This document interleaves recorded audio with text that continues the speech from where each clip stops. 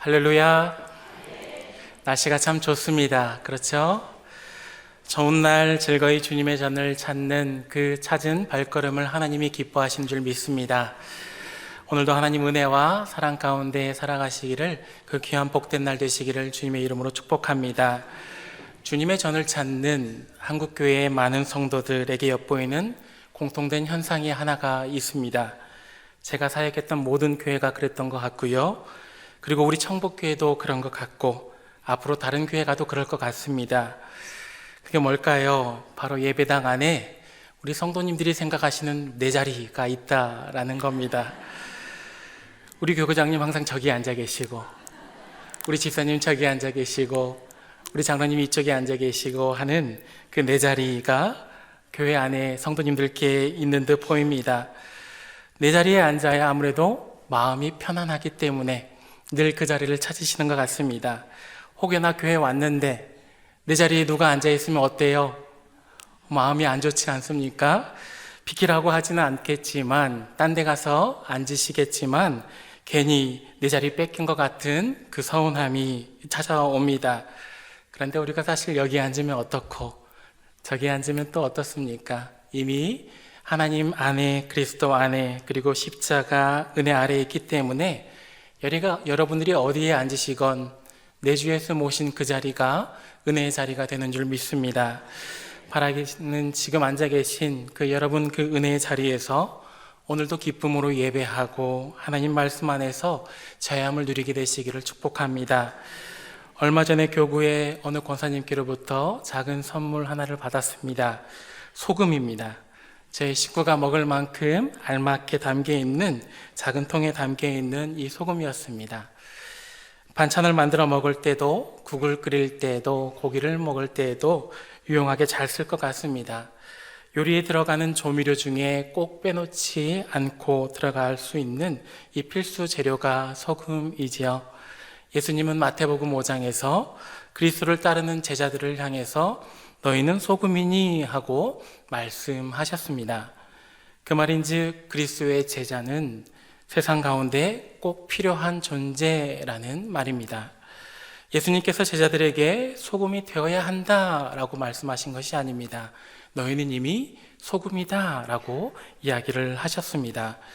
마땅히 소금으로서의 삶을 사는 것이 당연하다라고 하신 겁니다.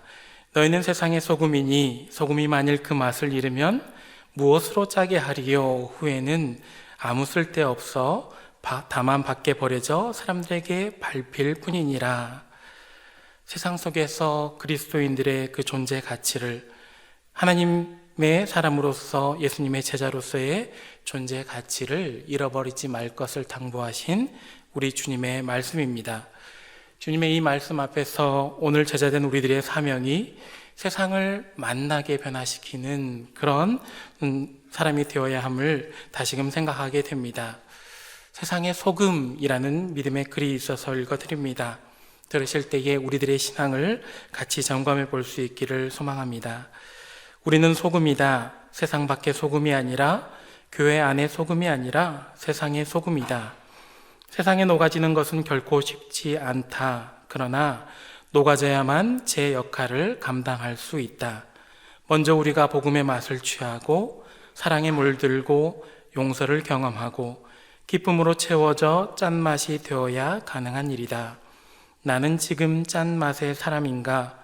적은 양의 소금이 전체에 영향을 끼치듯 소수의 예수님을 경험한 그의 제자된 우리들을 통해 곳곳에 선한 변화들이 일어날 것이다. 여러분, 음식에 소금이 들어가면 그 맛이 변하게 됩니다. 마찬가지로 예수 그리스도를 경험한 우리 청북의 성도들이 가정과 교회와 이 사회로 돌아갔을 때 바로 그 현장이 살맛 나는 세상으로 바뀌게 되는 선한 변화가 나타났으면 참 좋겠습니다. 요즘에 뉴스를 보면서 드는 생각은 우리와 우리의 자녀들이 정말로 완악한 시절, 어그러진 세대 속에서 살아가고 있구나 하는 겁니다.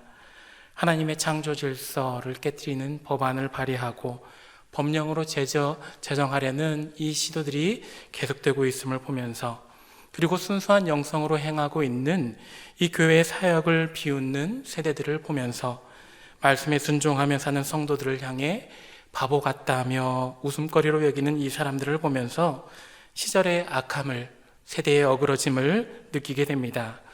그런 뉴스, 그런 비방과 조롱을 듣노라면 어이구 주여가 절로 나오게 됩니다. 여러분, 우리와 우리의 자녀들이 발딛고 사는 이 사회에는 하나님의 뜻과 상관없이 자기의 소견에 옳은 대로 살아가려는 사람들이 이미 가득합니다. 그렇기 때문에 시대적으로 성도의 구별됨이 더욱 요청됩니다. 그리스도인 다움을 잃지 않고 하나님의 자녀다움을 잃지 않고 구원받은 하나님의 자녀답게 살아가면서 그리스도의 복음으로 사랑으로 세상을 변화시켜 가야 할 사명이 오늘 이 시대를 살아가는 우리 모두에게 있습니다. 그 사명을 잘 감당하기 위해서 우리가 먼저 바라보아야 할 것이 바로 이 주님의 십자가입니다. 오늘 우리가 마주한 이 십자가는 세상을 선하게 변화시켜 가야 하는 성도들에게 삶의 목적이고 방향이고 능력이 되어 줍니다. 이 땅에 오셔서 십자가를 지신 예수님께서는 주님을 따라가는 제자들에게 세상을 사는 동안에 무엇을 추구하며 살아야 하는지, 어디를 향해 나아가야 하는지, 누구를 붙들고 살아야 하는지 분명히 가르쳐 주셨습니다. 너희는 먼저 그의 나라와 의를 구하며 살거라. 주님 나라에 이를 때까지 이 순례의 걸음을 멈추지 말거라. 세상이 아닌 주님을 더욱 의지하며 살거라. 예수님은 제자된 성도들이 세상과의 다른 방식의 삶을 추구하면서 할 것을, 곧 하나님 나라 백성의 삶을 선택하여 살 것을 당부하셨습니다. 레위기의 이 말씀 역시 하나님께서 택한 백성 이스라엘에게 알려주신 하나님 나라 백성들의 삶의 방식입니다. 출애굽한 이스라엘 백성들은 하나님이 만나주겠다고 약속하셨던 그 산, 어디죠? 시내산. 시내산에 도착한 이후에 1년여 정도를 그 산에서 머물렀습니다. 하나님은 그 산에서 모세에게 두 돌판을 주시죠. 그게 뭐였죠? 십계명. 십계명을 주시면서 이스라엘로 하나님의 뜻을 따라 살 것을 하나님이 명령하셨습니다. 뿐만 아니라 하나님이 임재하시는 처소였던 이 장막을 짓는 법도 알려주시죠. 그러면서 이스라엘이 하나님 중심으로 살아갈 것을 말씀하셨습니다. 그렇게 온 이스라엘이 시내산에 머물면서 십계명을 받고 하나님의 말씀에 따라 성막을 짓습니다. 그리고 성막을 완성하여 하나님께 봉헌하여서 다시 가나안 땅을 향해 나아갈 준비를 마쳤을 때 하나님은 약속의 땅으로 나아가는 그 출발전에 놓인 이스라엘에게 레위기에 이 말씀을 주셨습니다. 레위기 말씀을 통해 성막에 임재하는 그 임재하시는 여호와 하나님을 예배하는 법, 하나님 섬기는 제사의 방법 5가지를 알려주셨고요. 또 애굽에서 건짐을 받은 이스라엘이 이제 들어가서 살게 될 새로운 땅, 그 정착하게 될 땅에서 어떻게 살아가야 하는지를 주님이 알려주셨습니다. 이 레위기의 말씀을 한 줄로 요약하면 거룩하신 하나님을 닮아서 너희도 거룩하게 살거라 입니다. 하나님께서는 그분께 속한 백성들에게 자기 좋을 대로 살아가는 세상의 족속과는 분명하게 다르게 살아야 한다고 가르쳐 주셨습니다. 구약의 시절 그때에나 오늘 우리가 살아가는 지금 이때에나 자기 좋은 대로 살아갈 수 있는 세상인 것은 변함이 없습니다. 그러나 세상에 물들지 않고 하나님과 상관없이 사는 세상의 이런 족속과 분명히 다르게 살아가기 위해서 우리는 여호와 하나님의 말씀에 귀를 열고 청종할 줄 아는 지혜로운 사람이 되어야 합니다. 주께서 들려주시는 생명의 말씀에 우리는 귀를 기울여야 합니다. 성경이 이 말씀을 펼쳐서 읽고 묵상하고 배우고 연구하면서 하나님이 기뻐하시는 뜻이 무엇인지, 지금 그리스도인 된 나에게, 우리에게 요청하시는 삶이 무엇인지를 분별해야 합니다. 그래야 산다고 하나님은 말씀해 주셨습니다. 우리 권사님들이 이 목회자를 생각하는 마음에 식사를 챙겨주실 때가 참 많습니다. 그런데 권사님들과 같이 식사를 하다 보면 참 신기하다 싶을 때가 있습니다. 그게 언제냐면 반찬으로 나오는 나물을 보시고 대본에 무슨 나물인지 맞추실 때가 좀 그렇습니다. 제가 볼 때는 다 그 나물이 그 나물인 것 같고 파란 잎은 깻잎인 것 같이 보이는데, 우리 권사님들은 이건 무슨 나물이고 언제 따서 먹어야 맛있고 어떻게 해서 먹어야 맛있는지 그 나물을 보고 대본에 맞추시는 걸 보면 참 신기하다 싶을 때가 있습니다. 그래서 권사님께 물어봤습니다. 권사님, 어떻게 그렇게 잘 아세요? 그랬더니 권사님이 이렇게 대답하십니다. 목사님, 딱 보면 알지요. 아마 식탁을 평생에 책임져 오신 분과 해주는 거 먹기만 하는 사람의 차이가 아닐까 생각을 해봤습니다. 평생의 식탁을 능동적으로 책임지는 사람은 해주는 거 먹기만 하는 수동적인 사람보다 식재료에 대한 지식이 더 풍성할 수밖에 없겠지요. 하나님을 아는 지식도 이와 같습니다. 평생토록 다른 사람이 들려주고 전해주는 하나님 말씀, 건네듣기만 하는 이 수동적인 사람보다 성경을 펼쳐서 직접 읽고 묵상하고 교회 가르침을 따라 배우고 연구하는 능동적인 사람이 하나님 아는 지식이 더 풍성할 수밖에 없습니다. 여러분, 올해 우리 교회가 성경 읽기를 하고 있지 않습니까? 이 일이 여러분 모두에게 유익이 되는 줄로 믿습니다. 말씀을 펼치고 부지런히 성경을 탐독해 보십시오.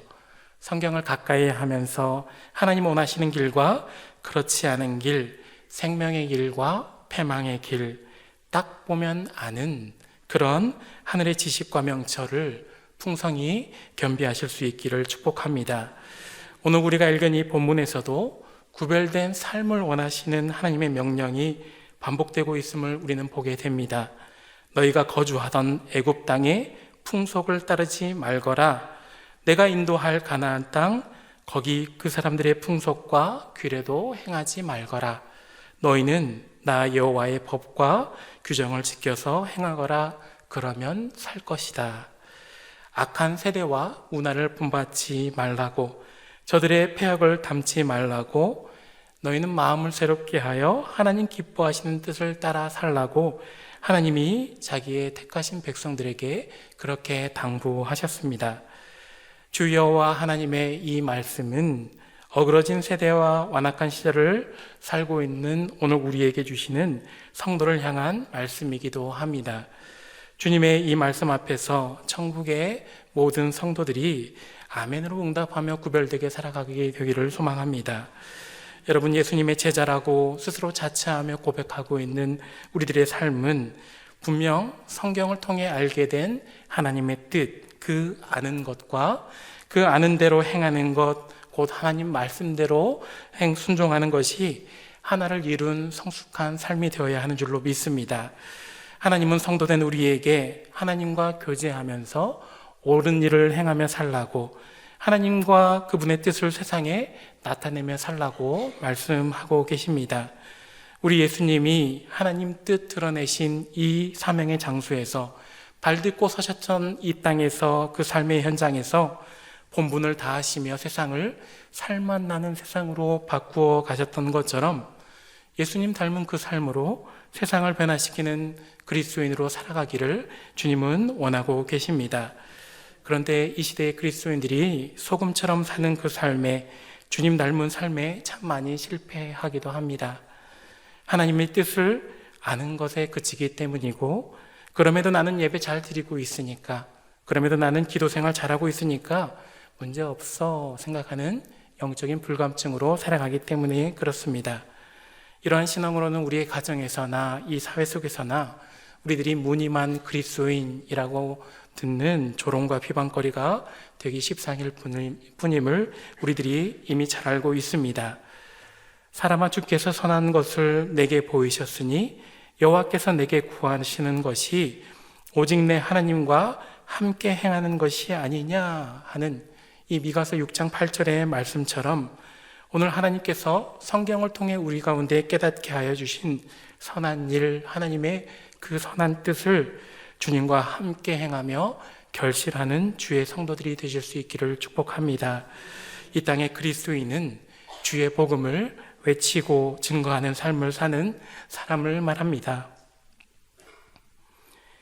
이 외침과 전함이 우리의 입술의 말뿐이 아니라 삶으로의 외침이고 전함이 될 때 세상은 그와 같은 그리스도인을 통해 예수님을 보게 될 것이고, 그리고 하나님 뜻대로 살아가는 그 선한 삶의 의미도 이해하게 될 것입니다.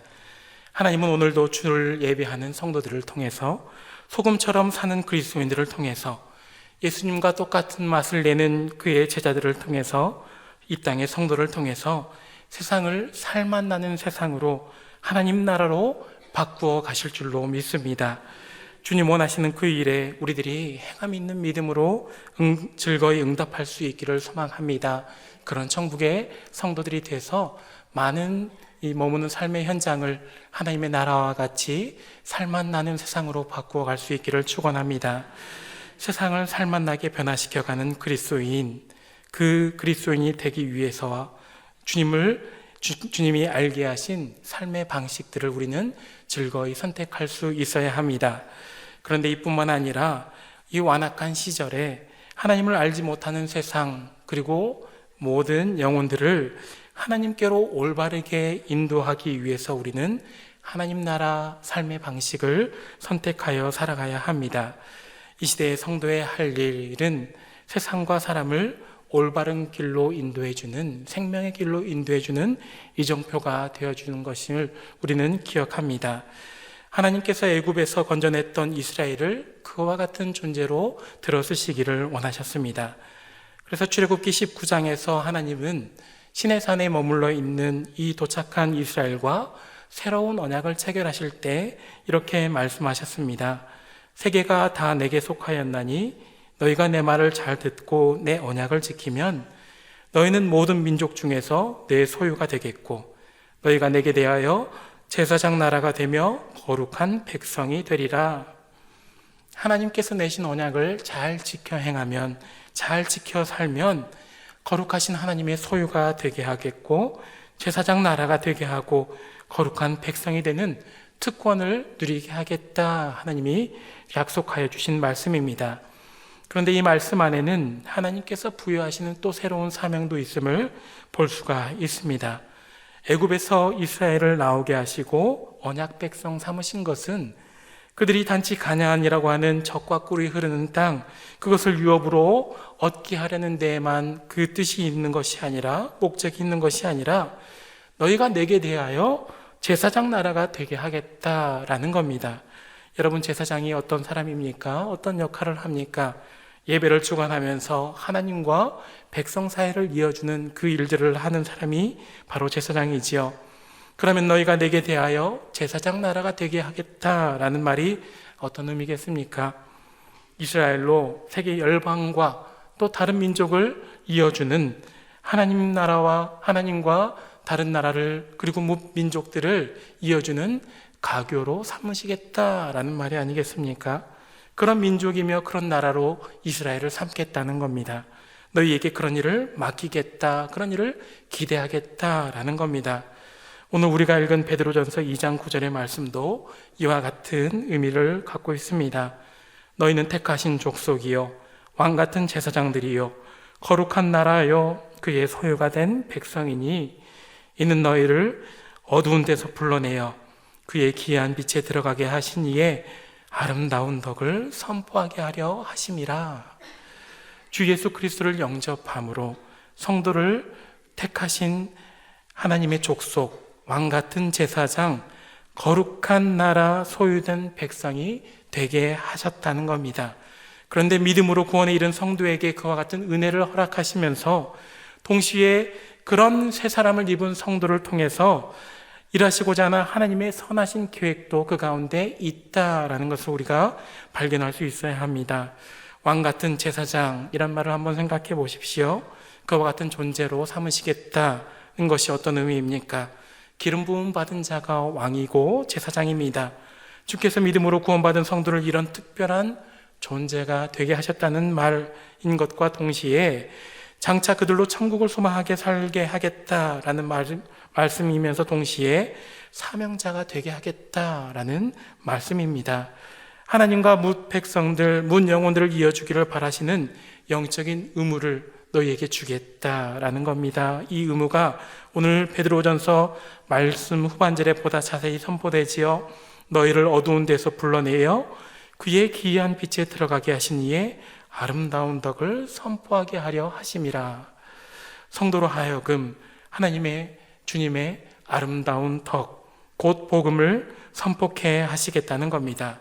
구원받아 새 사람을 입은 여러분들로 그런 일을 이루기를 하나님이 원하신다라는 말이고 기대한다라는 말입니다.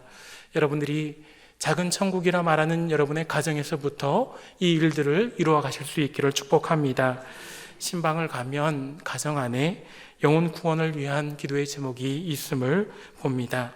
배우자를, 자녀를, 그리고 부모와 형제를 사랑하기 때문에 포기할 수 없어서 그 영혼 하나님께 돌아오기를 기도의 제목으로 놓고 기도합니다.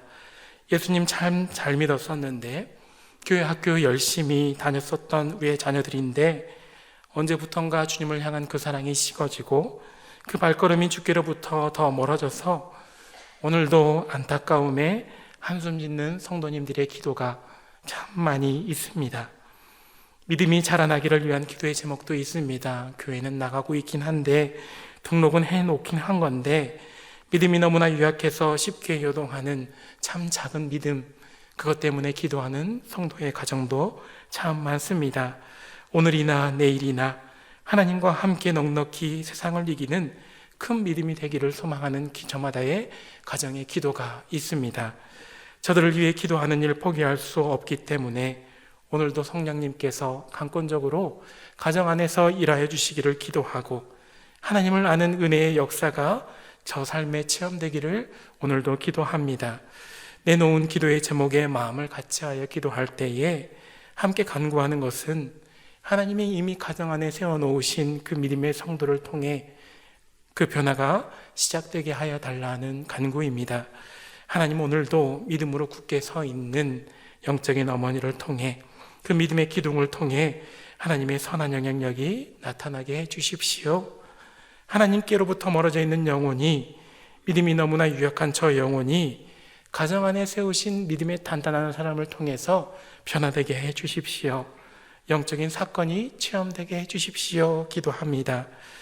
여러분, 하나님께서 오늘 여러분들을, 이 시간 예배하는 여러분들을 믿음에 굳게 선 기둥이요 가장으로 세우심은 주님 닮은 그 삶으로 그 유약한 영혼을, 믿음 없는 영혼을 안전과 생명으로 잘 이끌어 가라고 이정표가 되라고 하나님이 세워주신 줄 믿습니다.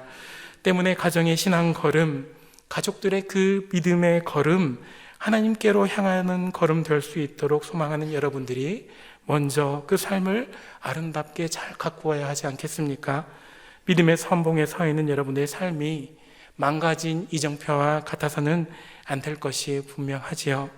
소중한 이의 영혼을 향한 열망만큼이나 오늘 여러분의 삶의 그 영성이 바르고 아름답게 세워지기를 기도합니다.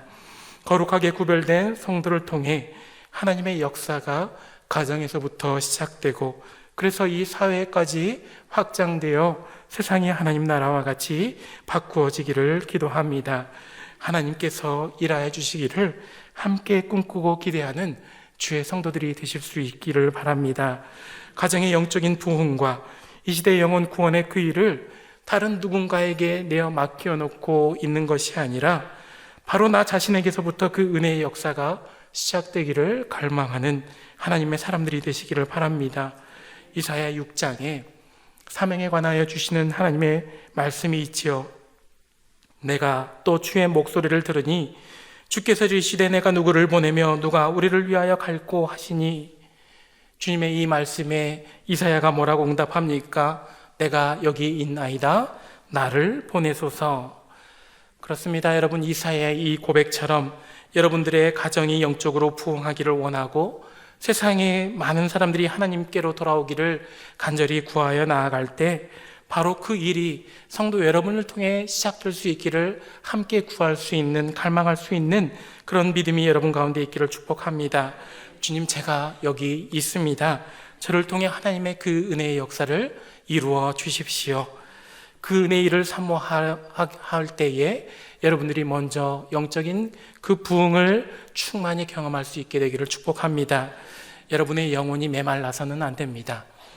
여러분이 영적인 목마름에 헐떡여서는 안 됩니다. 복음의 맛을 취하고 사랑에 물들고 용서를 경험하고 기쁨을 경험하여 하나님으로 인해 감격하고 예수님 다음 삶기를 더욱더 열심을 내는 그런 영적인 부흥을 먼저 경험할 수 있는 주의 성도 되시기를 축복합니다. 성령 충만함으로 영적인 부흥을 체험하는 그 은혜가 나타나서 가족들의 구원 그리고 이 사회의 변화를 이끌어가는 주의 성도 되시기를 축복합니다. 하나님은 오늘도 이 시대의 그리스도인들에게 왕같은 제사장 삼은 여러분 모두에게 내가 너를 쓰고 싶다 말씀하시며 다가오고 계십니다. 믿음 위에 서 있는 여러분들을 통해서 가정 안의 영적인 부흥, 이 사회의 영혼 구원의 그 일을 이루어가기를 원하고 계십니다. 여러분 믿음의 눈을 들어서 하나님께서 바라보시는 것을 함께 볼 줄 아는 그 큰 믿음의 안목을 겸비하실 수 있기를 바랍니다. 여러분을 들어쓰시며 세상을 변화시키시기를 원하시는 하나님께 대하여 구별된 삶으로 삶을 살면서 주님 제가 여기 있습니다 응답함으로 주님 앞에서는 하나님의 백성 되시기를 축복합니다. 하나님께서 구원의 은혜로 여러분 가운데 일하셨던 것처럼 그리고 이제도 일하고 앞으로도 주님이 여러분을 통해 일하 주실 줄로 믿습니다. 살아계신 하나님과의 만남을 사모하십시오. 하나님의 은혜로 변화된 그리스도의 삶을 위해 오늘도 열심을 내시기 바랍니다. 소금된 믿음의 삶으로 세상을 변화시키기를 함께 꿈꾸는 천국의 모든 성도 되시기를 축복합니다. 말씀을 정리합니다. 하나님께서 이 땅의 성도들이 범사에 헤아려 좋은 것을 취하고 선한 하나님의 뜻을 취하고 악은 어떤 모양이라도 버려 살기를 원하고 계십니다. 진리가 아니면 거절하는 능력으로 살기를 원하시고 세상의 상식을 기준하여 사는 것이 아니라 하나님의 말씀을 기준하여 주님 뜻하신 대로 살기를 오늘도 우리에게 원하고 계십니다. 세상을 살만나게 변화시키기 위하여 또 가정의 부흥을 위하여 이 사회의 모든 영혼의 걸음을 하나님께로 인도하기 위하여 우리가 복음의 삶을 살아갈 수 있기를 그 삶으로 여호와의 이름 예수 그리스도의 사랑을 증거하며 살아가는 삶이 되기를 축복합니다. 주님께서 알게 하신 하나님 나라의 백성들의 그 삶의 모양, 그 모양을 잘 따라 사는 주의 성도 되어서 여러분이 머무는 그 삶의 현장을 참으로 아름답게 변화시켜 가고 그 선한 영향력으로 많은 사람들의 걸음을 하나님께로 인도하여 주는 그 축복의 삶이 되시기를 주님의 이름으로 간절히 축원합니다. 기도하겠습니다.